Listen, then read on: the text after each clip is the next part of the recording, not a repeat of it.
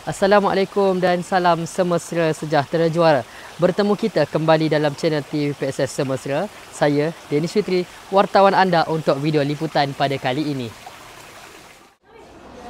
Pada hari ini, bertarikh 24 Mac 2025, telah berlangsungnya dua program iaitu pelancaran Minggu Bahasa dan peluncuran keselamatan jalan raya yang disampaikan oleh Tuan Badrul Hisham bin Abu Bakar.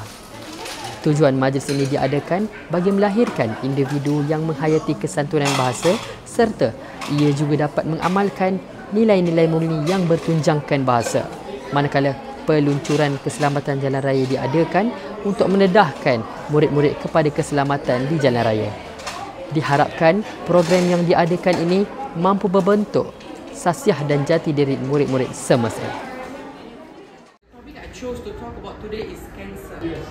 Do you all have any idea why has this happened? To come stand here in front of you all and speak that manipulates our choices we do every single day. At any time you need. Terima kasih, Guru. Anak kesayangan Bonda. Cappuccino, enlightenment, idealistically. Merakui sudah. Pilih pandangan. Itu sahaja liputan pada hari ini.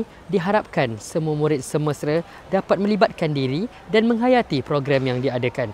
Jangan lupa like, share dan subscribe channel TVPSS Semesra. Saya Dennis Fitri. Jumpa anda di lain hari. Bye.